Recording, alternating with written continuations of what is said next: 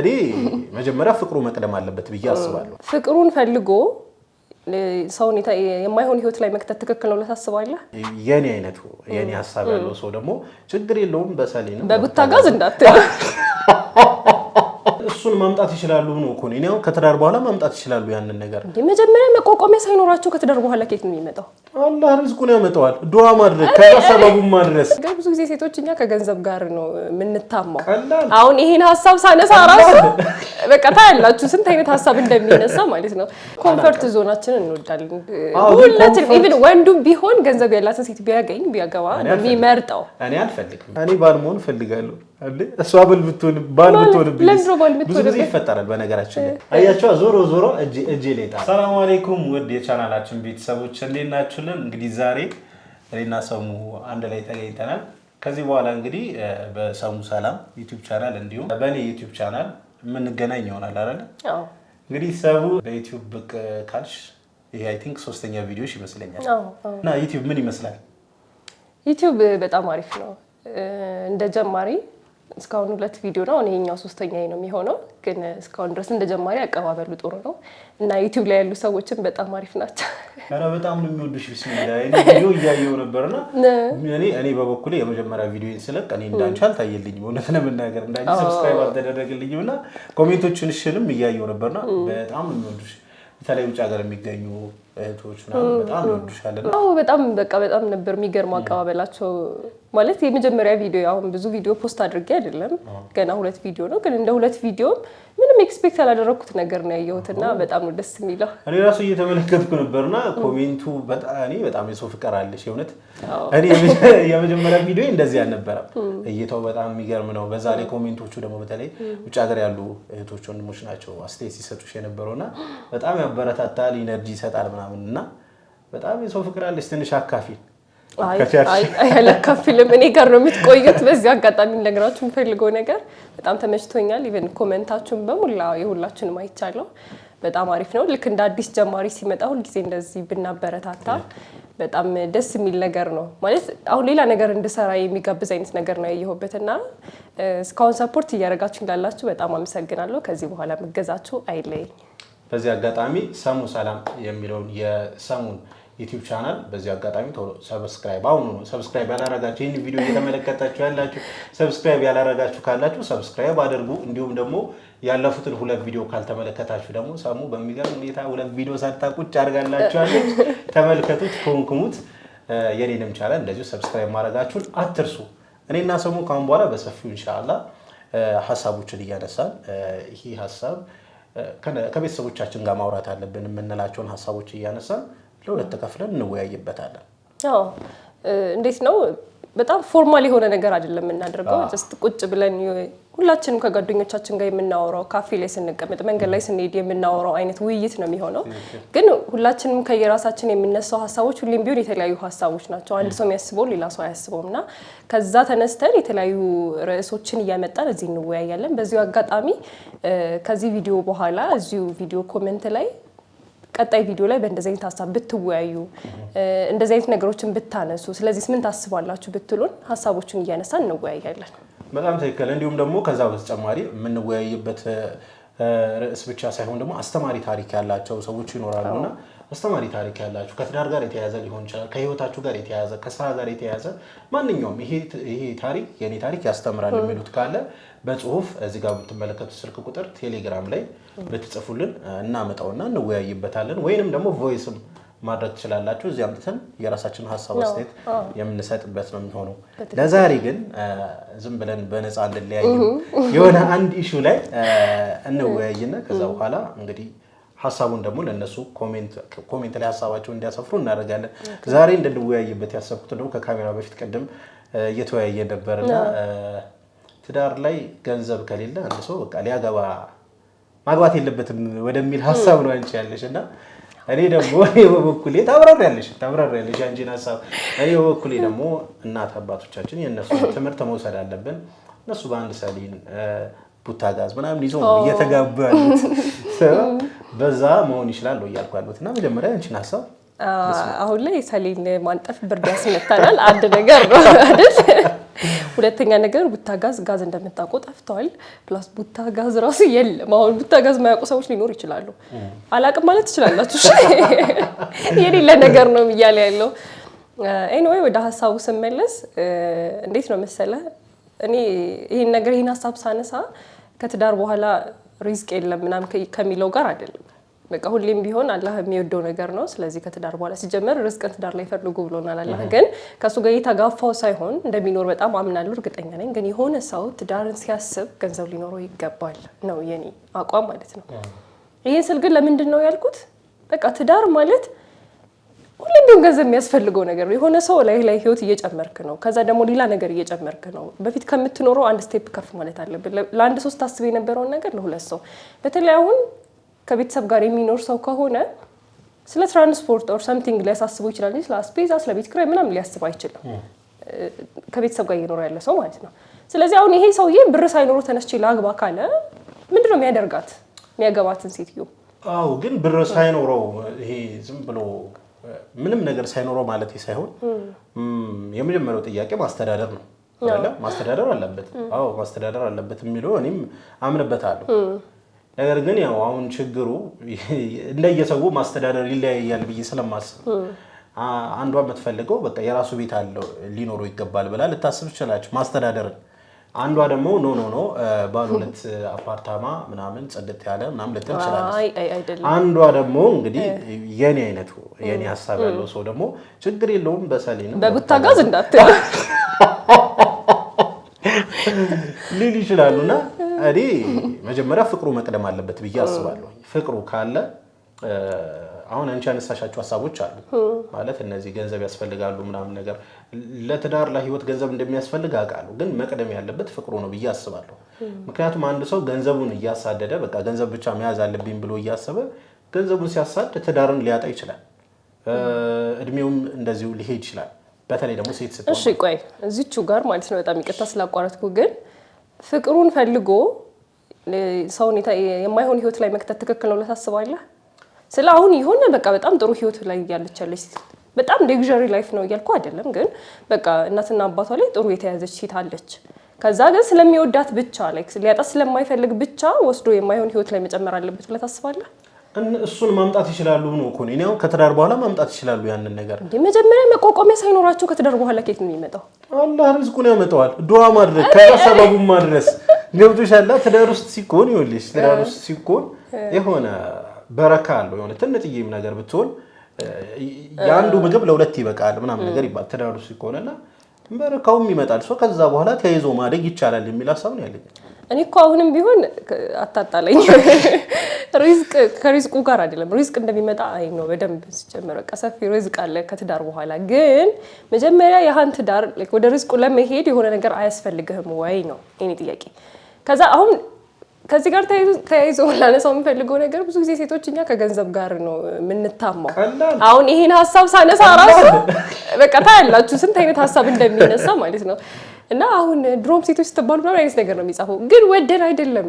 እኛ ደግሞ ሌክዠሪ ላይፍ አይደለም። አሁን የትኛውም ሴት ብትሆን አሁን ትዳርን የምታስብ ሴት እንዴ መኪና ካልኖረው ቤት ካልኖረው ምናምን አይደለም ማስተዳደር መቻል እንዴ ጭራሽ እኮ በቡታጋዝ እየተባለ እኮ ነው እንዴ ሰሊና ቡታጋዝ እየተባልን ባለንበት ሰዓት ላይ ስለ ገንዘብ አለማሰብ ስናት ፌር።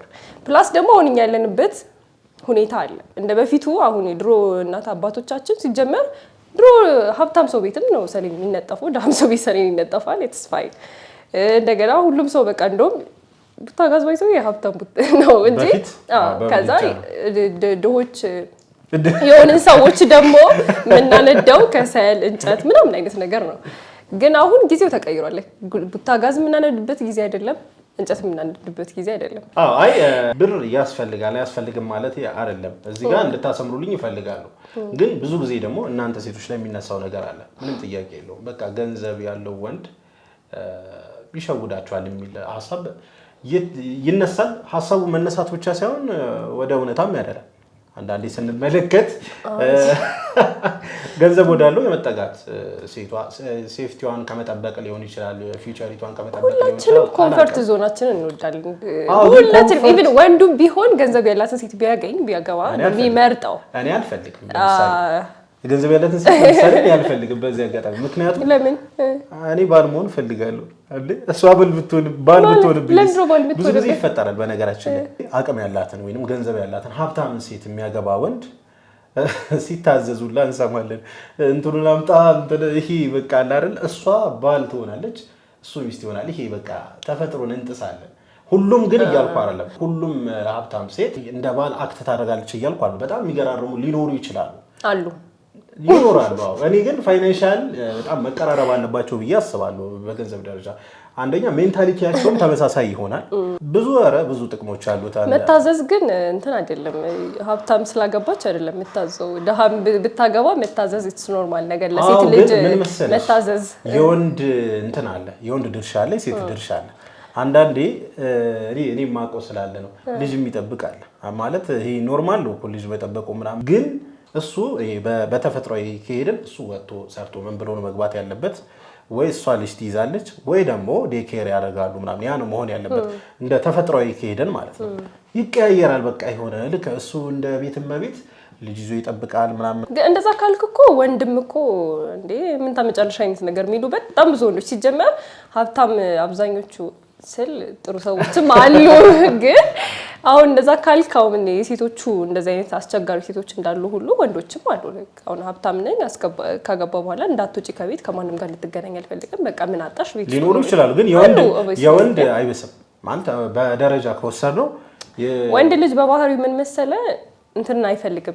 የሴትን ስራ መስራት አይፈልግም እና መታዘዝን አይፈልግም። አባወራ ነኝ እና ደግሞ መተናነስን አይፈልግም አይነት ነገር ሆኖ ነው እንጂ እንዴ አሉ። ኧረ በጣም ብዙ ወንዶች አሉ ጭቁን አድርገው ሴቶች የሚያይኖሩ። እንደዛ ካልክማ እኔ ቅድም መግለጽ ስላልቻልኩ ነው። አሁን ጥሩ አድርገሽ ገልጸሻል። ወንድ ልጅ ማስተዳደር ግዴታ ስላለበት የፈለገ ገንዘብ ቢኖረው ይሄ እንደ እንትን አይቆጥረውም። ይሄ እንደ ግዴታው ነው እንጂ ይሄ አደረኩ አይነት ስሜት አሁን ምን ውስጥ ገባን መሰለህ? የሰዎች ፐርሰናሊቲ ውስጥ ገባን። ግን አሁን ሴትም ይሁን ወንድም ይሁን ጥሩ ፐርሰናሊቲ ያለው አለ፣ መጥፎ ፐርሰናሊቲ ያለው አለ።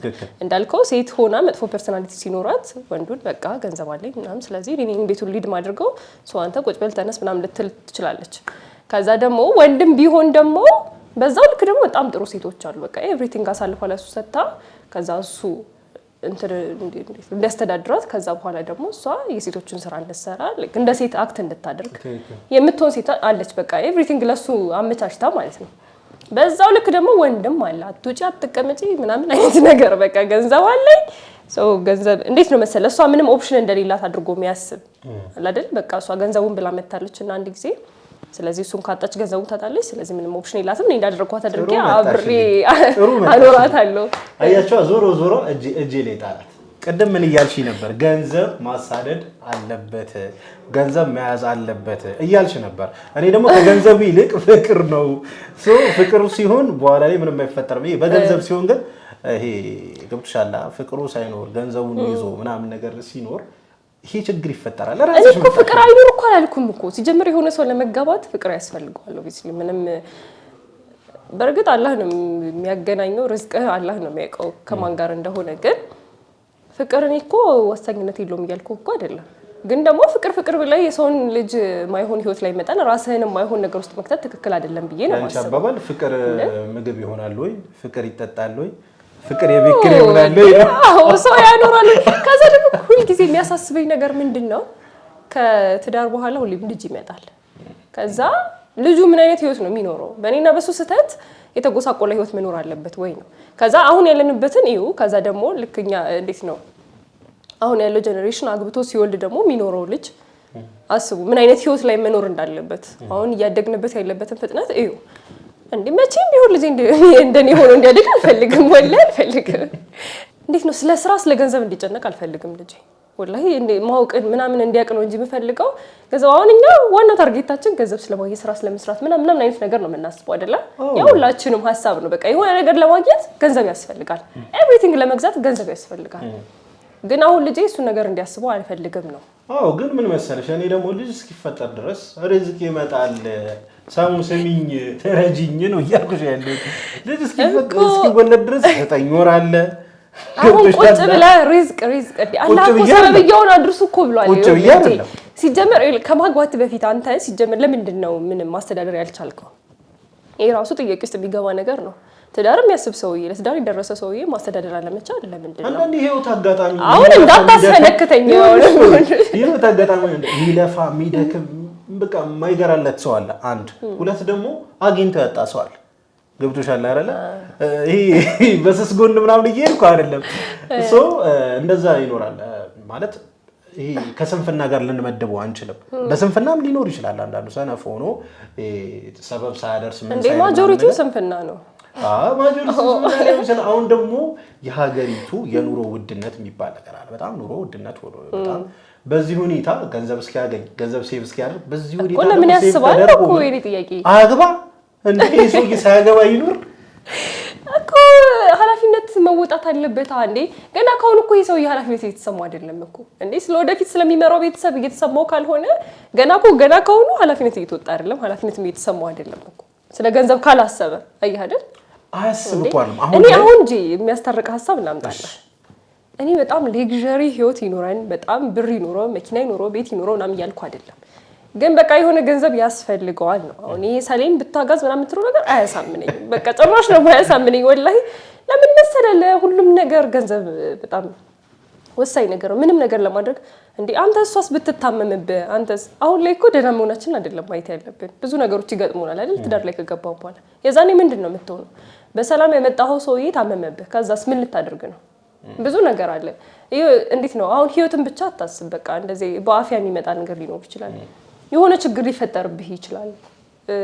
በቃ ስራህ ሊበላሽ ይችላል። ግን ስራህ ቢበላሽ አሁን ስራህ ባይኖርህ ከዛ በኋላ አንተ ፍቅር ካለ መታገስ አያመጣም። እንደውም እሺ እዚህ ጋር አመጣሽልኝ መታገስ ትታገሳለህ ግን አትጎሳቆል አለው ገንዘብ ያ ሰውዬ በጣም ጸዴ ገንዘብ አለው ምናምን ነገር እሷን አይደለም በቃ ለቤተሰቦቿ ለብዙ መትረፍ የሚችል ሰው በሆነ አጋጣሚ ከሰረ ወረደ ምናምን ነገር ማከላቸው ላይ ያን ያህል ያስተሳሰራቸው ፍቅር የለም።